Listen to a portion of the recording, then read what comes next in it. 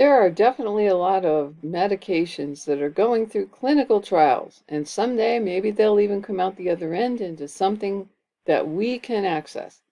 In the meantime, we've got symptoms we could be managing. Today, let's look at one of those.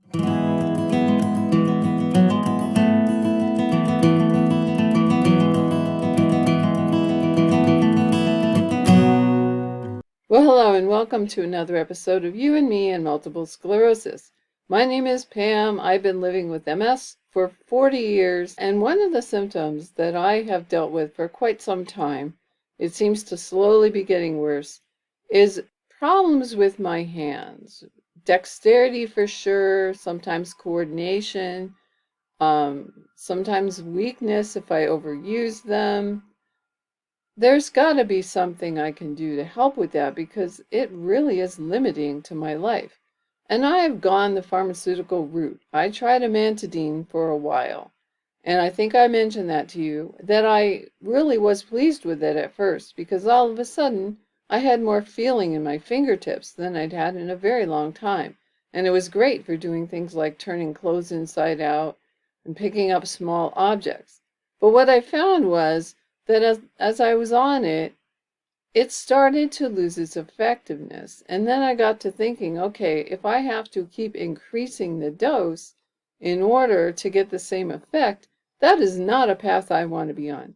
So I weaned myself off of it, and at this point, I'm not taking any medication for it, but it's still annoying.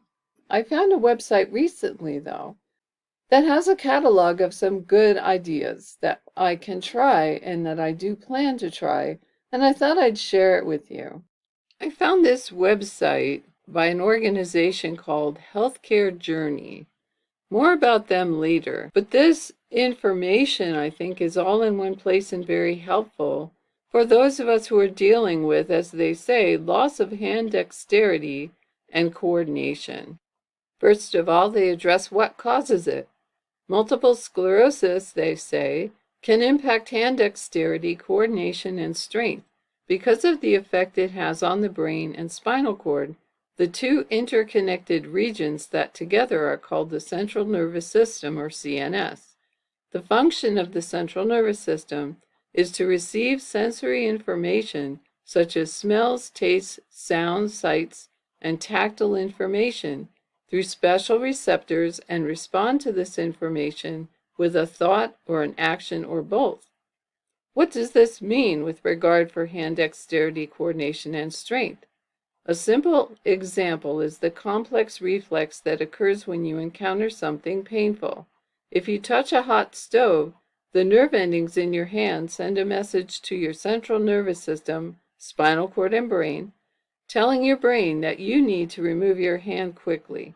Your brain central nervous system takes over and automatically sends messages back to the parts of your body that will quickly remove your hand from the hot stove before you are even fully aware of being burned.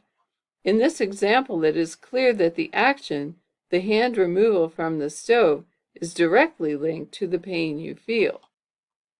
In fact, all movements and actions require different forms of sensory input or feedback to accomplish the action well. This is particularly true of movements in the hands and fingers that require a high level of dexterity and complexity. If the messages sent to or from your brain, central nervous system, are impaired, there will be a loss of sensation, strength, dexterity, or a combination of these problems. An example of this impairment for someone with MS might be developing a tremor when trying to touch their nose with a finger. In MS, this tremor can be dramatic, and the person's arm will go up and down significantly as they attempt to touch their nose. Another example that occurred to me was when I was a school kid, I was really good at jacks, and that does require quite a bit of coordination and dexterity to be able to accomplish, because you have to pick up one jack, two jacks, three jacks, etc., all while bouncing a ball and catching it after the first bounce. I've bought some jacks, and I'm getting up the nerve to try it. I realize I'm out of practice, but I think even beyond that, I no longer have the dexterity and coordination that I used to have. So I expect this is going to be quite an amusing experience, at least for those who might be watching. All of these problems, as they say, are caused by MS interfering with either the incoming sensory signals, the coordinated responses to those signals between different parts of the central nervous system, the outgoing signals to your muscles to create a movement, or a combination of these problems. How does MS create these problems in your CNS? First, understand that a nerve is composed of a bundle of neurons. Neurons are specialized cells with elongated processes called axons that process information and communicate with other neurons and muscle. These neurons need to work properly for your central nervous system to function effectively. When someone has MS, inflammation can either damage the neuron or axon directly or strip off the myelin sheath, which is like a protective coating like the skin of an orange, around the axons and cause the neuron and axon to stop functioning normally. Specifically, when the myelin sheath is damaged but the axon remains, the electrical conduction of the neurons is changed. It is like getting a fuzzy signal on a television set. When this happens, the nerves cannot conduct messages to your brain as well as they should, because either some or all of the neurons within the nerves have been damaged or are not functioning optimally. MS does not affect your peripheral nervous system like diabetes or other conditions, although your peripheral nervous system is required for normal sensation and movement. The peripheral nervous system consists of the nerves after they leave your spinal cord and travel in nerve bundles to either your muscles or sensory receptors in the skin or organs. At times, it can be difficult to determine if a symptom is being caused by problems in the central or peripheral nervous system, and special evaluations may be required to sort this out. Yeah, so our brain is like central control, and our hands, our arms, our feet, our legs, whatever, we don't get the messages, at least we don't get them correctly or consistently, and that's why we think we have problems with our legs or our arms. In fact, most of the time our nerves in those parts of our bodies might be just fine. It's just that they're not receiving any signals coming out of our brain, or the ones that they're receiving are full of misinformation and disinformation, as they like to say. Now they're going to describe some of the specific symptoms that we might have. They say, what happens and what might I feel? Conduction of the signals to and from your brain are slowed or halted by the lesions described above, producing symptoms such as tingling, numbness, pain, problems with hand-eye coordination, tremors and/or muscle weakness in your hands. These problems may start slowly and worsen as nerve damage progresses. They specifically talk about loss of dexterity. One major symptom of MS in the hands is a loss of dexterity. Fine motor skills may regress or disappear. You might have difficulty with activities such as picking things up, maintaining a hold on items, have difficulty writing or buttoning clothing, or have trouble controlling eating utensils. It may even be painful to do so. These symptoms occur when MS affects the pathways in the central nervous system that control coordinated fine hand movements. And yes, I've experienced pretty much all of the above, except so far at least, I really haven't had pain to go along with it. That doesn't mean that I won't at some point. And they also talk about involuntary movements in the hands. Some patients with MS will also experience involuntary movements in their hands, often described as tics, spasms, tremors, or twitches. The patient is unable to control the movement, which can be distracting. Muscle contractions can also be painful. I have not had this particularly, although when I am tired, I've noticed that I do have a little bit more tendency maybe towards tremors and maybe even twitches. It's hard to say, but I have to be pretty tired before that starts happening, and I wonder if that isn't something that happens to people, even those who don't have MS. Well, of course, it's very helpful that they now answer the question, what can I do about it? Because that's what we're all wanting to know. The good news is that the damage to myelin sheaths is able to repair itself early in the course of the disease. This is one of the reasons for the spontaneous improvement that occurs after relapses. Remember, we call this stage of the disease relapsing remitting for a reason, emphasis on remission or improvement after worsening. The key is to prevent further worsening that can result in more permanent damage. But even with the permanent damage that can occur at any time, other areas of the brain can be trained or coaxed into taking over lost function. This ability to take over lost function, what is referred to as plasticity, seems to work best when the retraining is initiated shortly after injury. And that's an excellent point. I think that whenever we think we're losing some skill or ability, the best time to try and retain it is as we're seeing it begin to happen. The longer we go without taking any action, the harder it's going to be. I'm never going to say it's impossible, but the harder it's going to be. Some of you might be following Dominic, and on his website, the MS Guide, he's been bicycling with MS, and his goal is to get all the way across Canada. Now, he's made a lot of progress already, although he has a lot more to go. But hats off to him, because he decided after he was diagnosed with MS, he loved to bike, and he wasn't going to give that up just because he had MS. And because he keeps at it, he's not lost as much of that skill as he might have otherwise. And the article goes on to say, traditionally, hand exercises are used to promote plasticity responses and improve hand function over time. Other experimental approaches include the use of transcranial magnetic stimulation, called TMS, in combination with these rehabilitative approaches to promote more successful responses. And I do have a video on TMS, which I will link below. I made that some time ago, but I have seen mentions of it recently, so I know that it is still being explored and probably refined. The exercises below can help improve fine motor skills that have deteriorated. Please note that some activities may be too easy or too hard, depending on the extent of impairment, or perhaps the skill you had at doing it even before you were impaired. It helps to work with an occupational therapist to assist with your recovery if the loss of function is limiting your activities. This is a big long list, so we're going to do part of it, and I'll scroll to the rest of it. Stack pennies. Now that's a good one. I've been trying that one. I'm not very good at it, I will tell you right now. But it is a good one because it does require a lot of small movements and a lot of coordination. And then turn cards over, practice writing, pinch clothespins, assemble nuts and bolts, string beads. Oh my goodness. No, you know what? These tiny little things, they end up getting shot all over the floor. I used to actually make beaded necklaces, but I kind of had to give that up. Play checkers, put together puzzles, place your hand on the table and try to lift each finger one at a time off of the table. Practice buttoning. I don't know. I have a button hook, and I would rather use that than get frustrated with the buttons.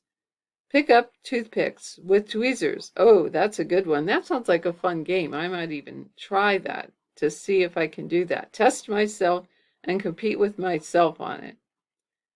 Wring out washcloths.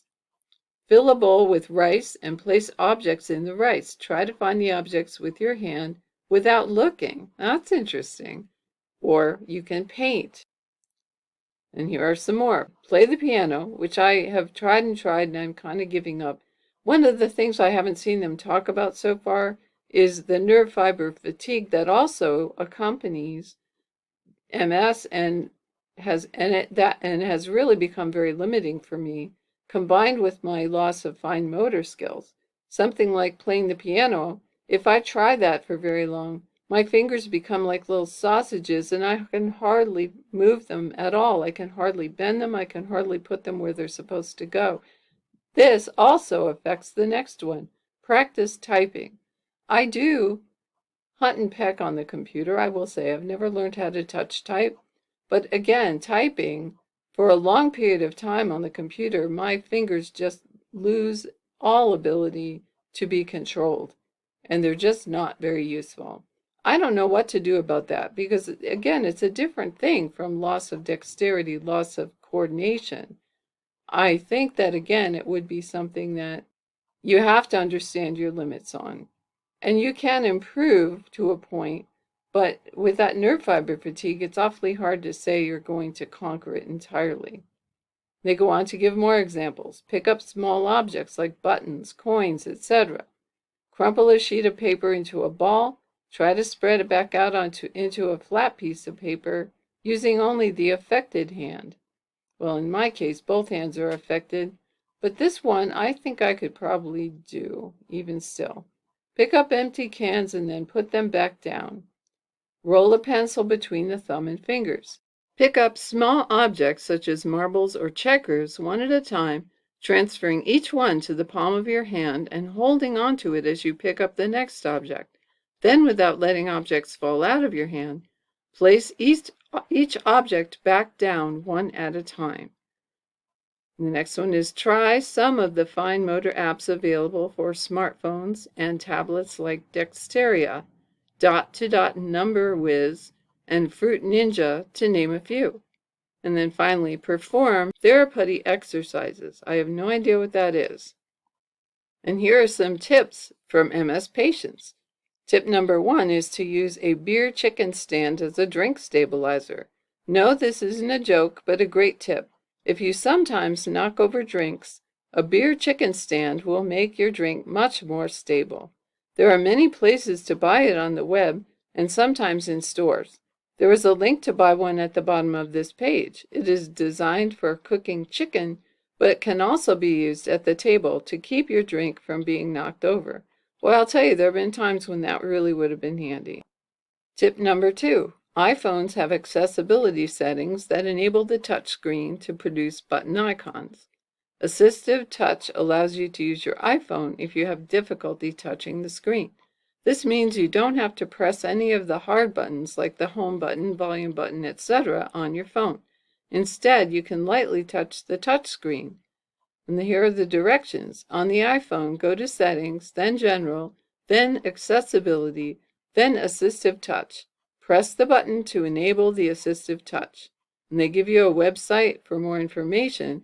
I have not actually tried this, so I don't know how old this information is and whether those directions are still any good, but it's an interesting idea, and I'm sure that current iPhones have that capability as well, even if it's a slightly different terminology or way of getting there.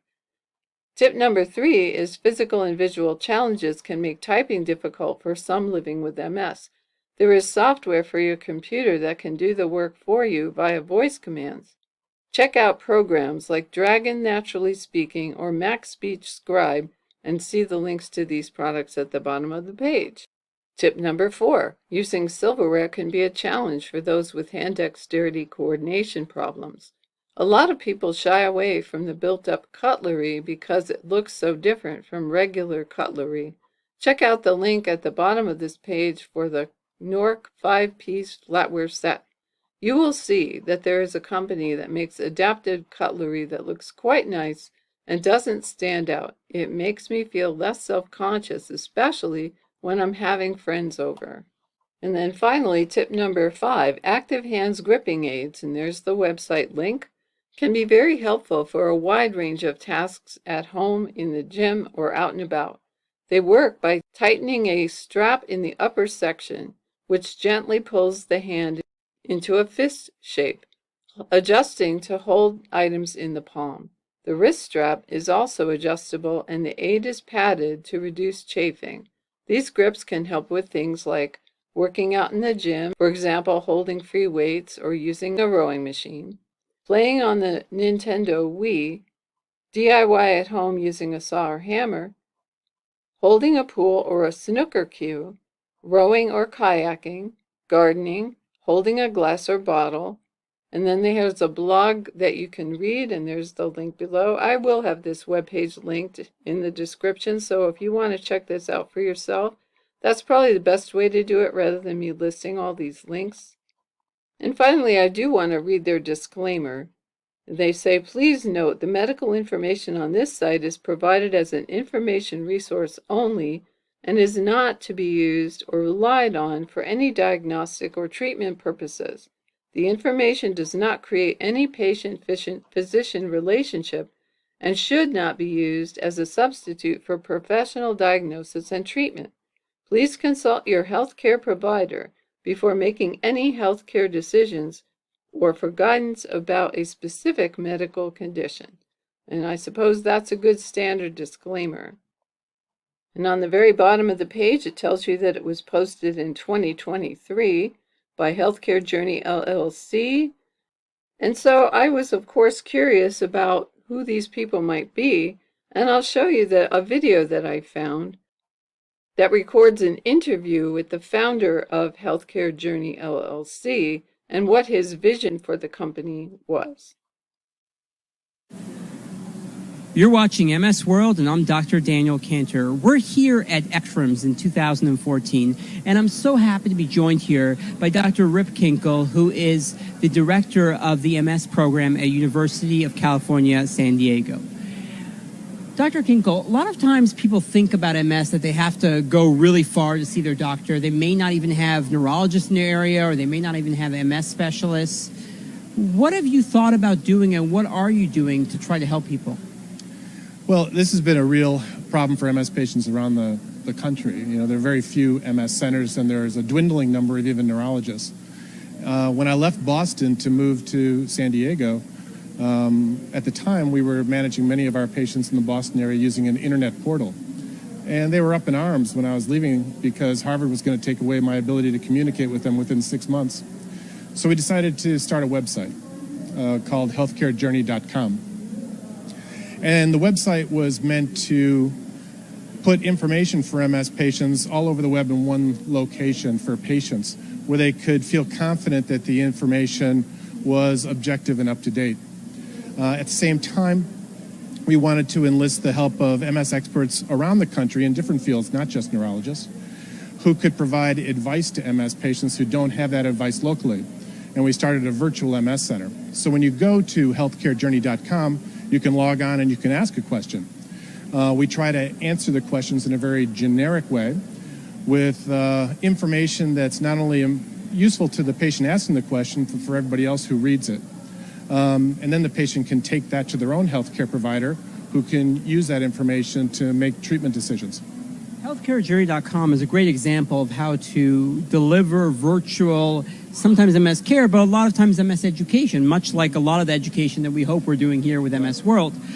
But when it comes to research, that is also something that becomes difficult. A lot of research happens in MS not at universities. It happens out in the community, but people don't always have access to it, and research sometimes feels like it's far away. Tell me a little bit about the Accelerated Cure Project. Yeah, so the Accelerated Cure Project is a nonprofit organization that's been around since 2002. It used to be a repository for samples for researchers around the world to use for some preliminary research on MS. We've remodified that, and we just had a press release today, actually, that we're starting the Accelerated Cure Project Clinical Research Network. This is a network where we hope to enroll patients, everyday patients around the country, into a program where they're longitudinally followed. And the only thing you have to do to be eligible for this study is to be starting a new drug. It could be the first drug you've ever started for MS or the 10th, but you have to be starting a new drug. And we'll be following those individuals using patient-reported outcomes, clinical outcomes, imaging measures, as well as a bunch of biological markers. And we're going to integrate that with another study we're doing, which is funded through PCORI, the Patient-Centered Outcome Research Institute. And that's entirely an online study, which is recruiting 20,000 patients from around the United States into this patient-centered research network. That will be just using patient-reported outcome measures. And so we're going to merge those two databases over time so we can better understand how those patient-reported outcomes that we're collecting in larger numbers of patients relate to the kind of information that we collect in the clinic. And we can use that information to better understand how to manage patients. What you're hearing about now is really how we're transforming with the use of the internet and with the use of different kinds of information technology. We're able to access things from far away. We're able to deliver care to far away. And we're able to do research that can really be spread out across this great country of ours. Dr. Kinkle, thank you so much for joining us. Thanks, Dan. So I'm getting the idea that that website is probably not being maintained anymore. The last update was 2023. even under the news section of the website. Not to say that the information that's out there is not useful in any way, otherwise I wouldn't bother sharing it with you, but I don't know if his vision, as he described in the interview, ever amounted to anything or ever really panned out as he was hoping. And that often happens, right, with things we try and they may not turn out. But like I said, the website is still up and it does contain quite a bit of useful information.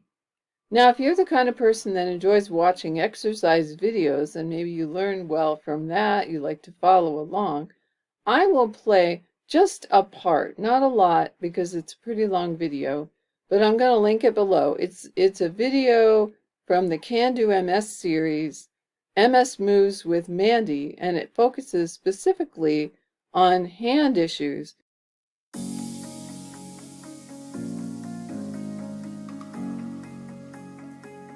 Hi, welcome to the Hand Functional Exercise series. There is one video in this series. The objective or the goal of this series is to really work on improving your grip, both the big grip as well as your pinching grip. Overall, this will help you to hold things more tightly, do activities such as opening cans, writing, holding utensils. There are a variety of tasks that require a good gross and pinch grip. If you have a clothespin available to you, I would suggest that you grab that. Otherwise, you're welcome to go without using that device. So let's grab our clothespin. We're working on pinching the thumb and the pointer finger together. We're going to do 30 seconds. Here we go. And again, you might say, whew, this is fine now. But towards the end of this 30 seconds, this is becoming incredibly difficult. Feel free to ditch the clothespin and just work on the pinching motion itself. It's perfectly fine.